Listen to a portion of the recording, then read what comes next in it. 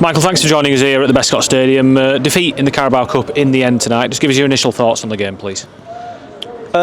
Disappointing result, obviously. I didn't think we were great. I thought we were good value to go 1-0 up, and obviously the referee makes a decision which we don't think is the right decision, and it changes the context of the game. It's difficult to play with 10 men against. I thought there was a clear foul in the build-up to it as well, but we get ourselves the second goal, and then from that moment onwards, we stopped winning duels, stopped getting across the pitch, and ultimately probably deserved to lose. Just for clarity for the people who weren't here tonight, talking about Matty Pearson's red card just before the half-time, disagreed with. Having said that, get 2-0 up, like you say, and then the momentum of the game seemed to change at that point. What do you put that down to? I know it's early doors at this point. I've got to be careful what I say. I don't think the referees helped us in any way. I think the momentum of the game changes with the penalty. I know they didn't score it, but it gives them a lift. And then they scored quite soon after that, I think it was. And then from then it's difficult. The crowd are up.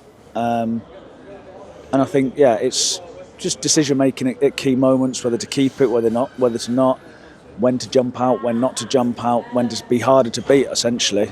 So that's one thing we've done well. We defended well, we've blocked, we've got stop balls coming in the box. We didn't do any of that today. And, ultimately I thought they ran harder than us and won more duels than we did. And you can talk about formations and patterns and all these sorts of things settle time. You don't win your duels in football, it's a difficult place to come back from. That's the first time you've probably been able to say that as Huddersfield Town head coach so far. You just said to our colleagues in the radio, this wasn't a young team you put out tonight. There's a lot of experience and know-how across that pitch. So that's an obvious, and I don't say easy, but an obvious area to work on again now, isn't it for you?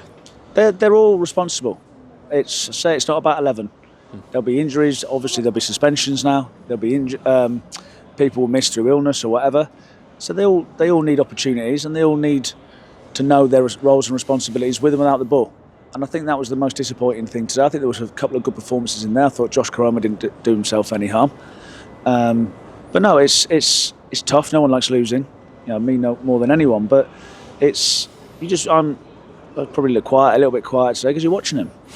Who reacts, who's not reacting, who's going off and doing their own thing, and part of my learning about the group.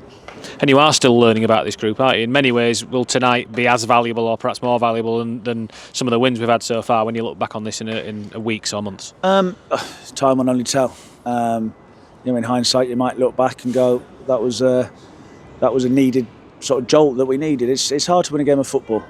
So, mention it many times, drop down a level, but don't take them for granted. It's hard to win. We've come away to a League 2 team who got another result against a League 1 team in the first round and didn't do enough.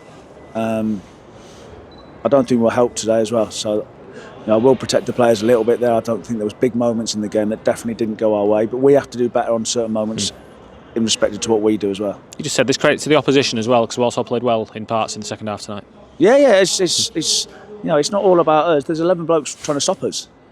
I know Matt quite well. He was really complimentary before the game, so they obviously done their prep. They knew what was coming. We didn't execute what we needed to do better. Ultimately, ran over the top of us towards the end. You've just talked again to our colleagues in the radio just about a couple of the players missing tonight. Nothing major, you don't think, but just run us through the likes of Tom Lees, David Kasumu, not here this evening. Yeah, Leesy felt just a bit tightness in his calf, so it wasn't worth taking the risk. Cass rocked his ankle in the last moment of the game, so again it's just a rock of the ankle, which is a good thing.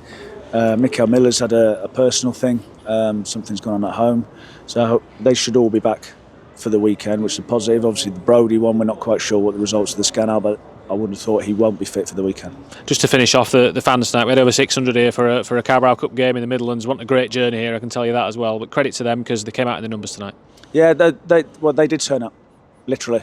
The noise that they made, they'll be really disappointed, as am I, and as are we. Yeah. So it can't be that sort of relationship where I think they're great when we win and the lads are rubbish when we're not. We need to learn. So it's building that trust.